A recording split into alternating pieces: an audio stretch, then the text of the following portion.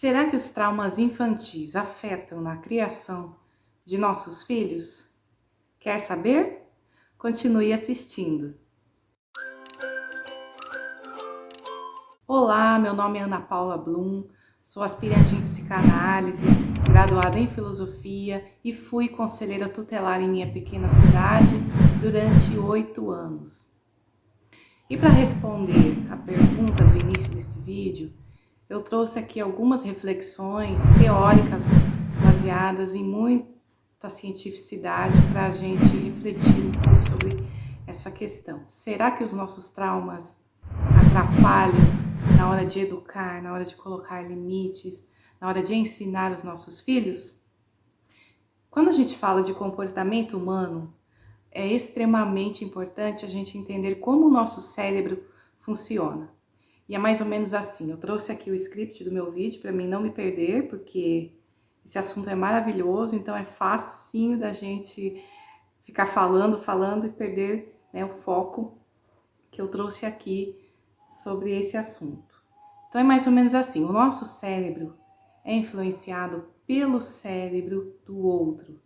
Neurônios são disparados em resposta daquilo que vemos, ouvimos, percebemos, enfim, causando alterações, modificando o nosso cérebro fisicamente, os nossos neurônios, ou seja, de uma maneira muito simples, alguns fiozinhos aqui dentro são disparados, ou seja, o nosso cérebro muda fisicamente de acordo com o envolvimento com outro cérebro, ou seja, um ser humano modifica outro ser humano, mais ou menos assim. Além disso, o estado emocional do outro altera o meu.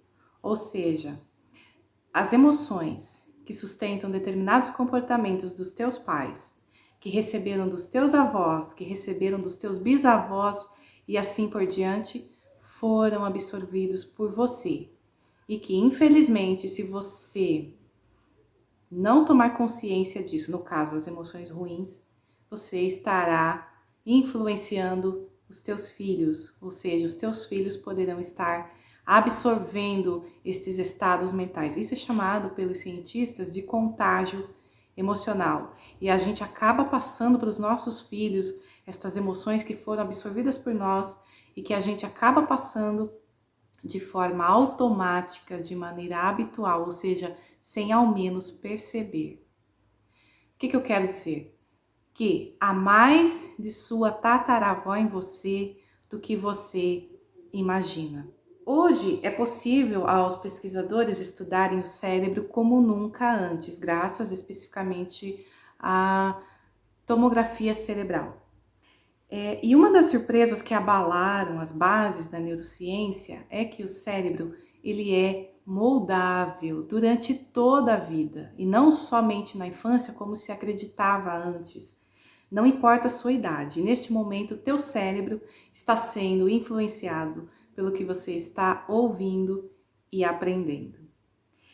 Eu tenho uma boa e uma má notícia para você. A má notícia é: se você for uma pessoa com temperamento difícil, uma pessoa muito maldizente, teu filho está sendo influenciado por você.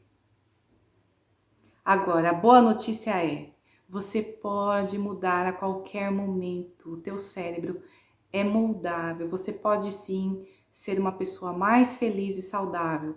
Basta entender como funcionam os teus processos inconscientes que você absorveu ao longo da sua vida, para então detectá-los e agir, tomando uma decisão de mudança. Você não está fadado a repetir experiências negativas do passado.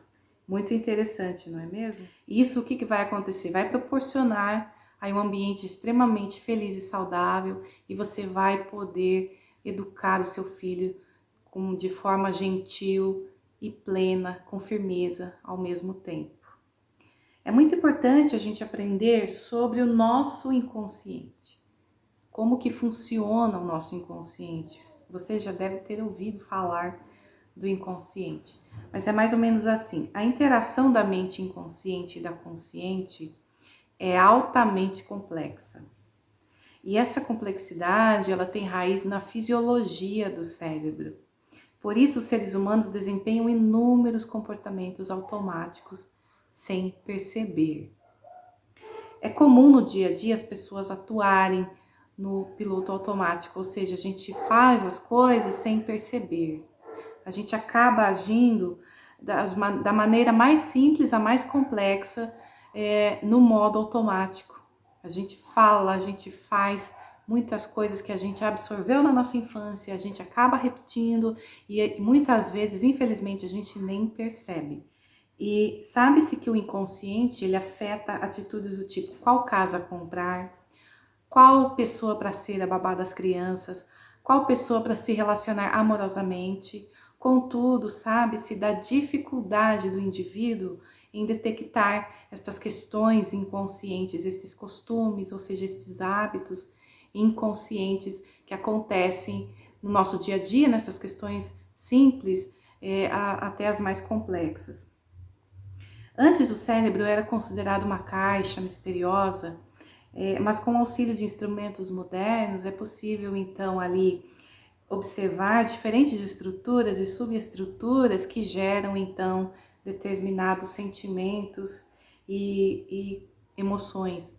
Se antes era possível investigar como as experiências afetam os comportamentos, no século atual os cientistas podem não só investigar, como também identificar fisicamente as mudanças resultantes de experiências traumáticas anteriores. Ou seja, se antes era possível averiguar ali num consultório, tentar explorar ali alguma coisa, hoje já é possível com estes instrumentos modernos, é possível identificar, ver estas alterações físicas que ocorrem no cérebro desta pessoa que infelizmente veio sofrer um trauma emocional.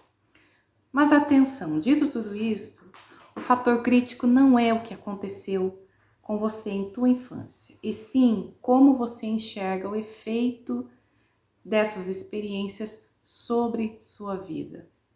O entendimento sobre o desenvolvimento infantil, ele expandiu muito graças à teoria de John Bowlby, do pioneiro aí John Bowlby, sobre essa questão do apego, né? Para a gente entender aí o comportamento posterior da criança referente à maneira com o cuidado que ela recebeu destes pais. Olha só, então é possível você prever ali o comportamento posterior de acordo com o que ela recebeu na sua infância. E atualmente, claro, hoje a neurociência aí, então, ela se uniu com essa nova ciência que estuda o comportamento humano para então entender esses processos mentais, o que acontece aí na interação desses processos mentais, tanto neurocientificamente como também estas linhas, essas teorias sobre o desenvolvimento psicológico, desenvolvimento do ser humano, desenvolvimento infantil.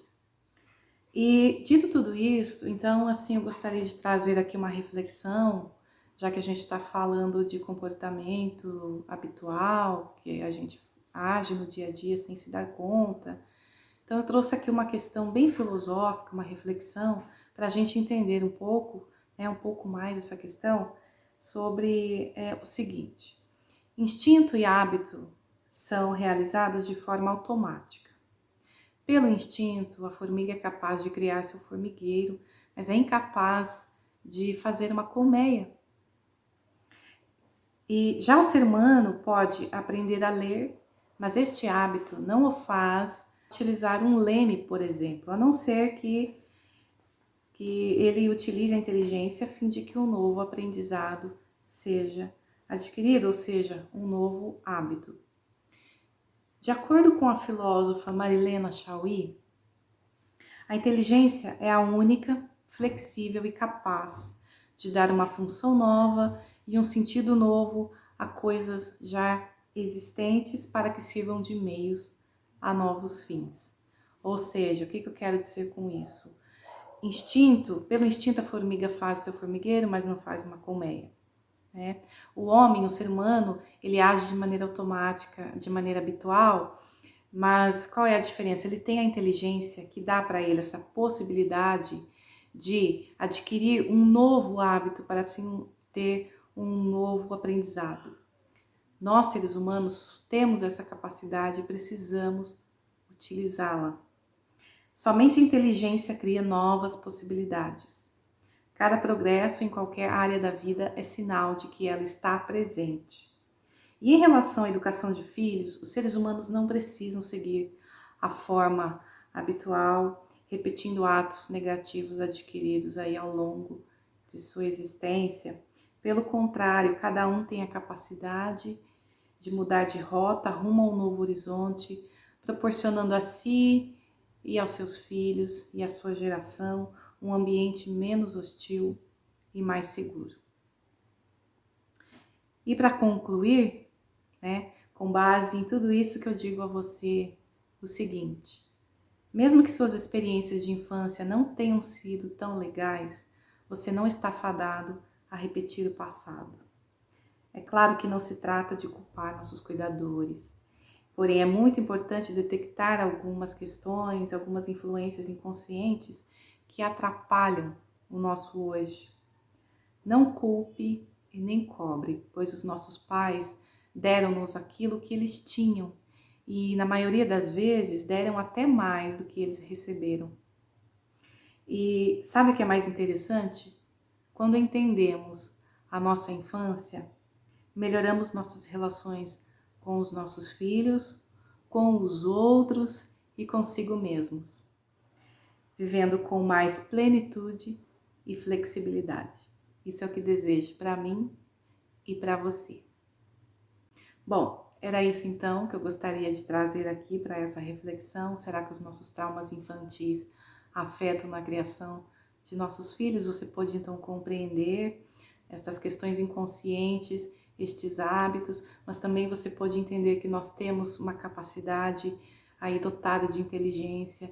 Basta a gente identificar os nossos padrões e decidir mudar. Nós não estamos fadados a repetir o passado. Nós temos uma capacidade incrível, um cérebro incrível, que basta a gente olhar um pouco para nós e pensar, poxa, eu posso sim mudar. Sou muito grata pelo seu tempo disponibilizado que você passou aqui comigo.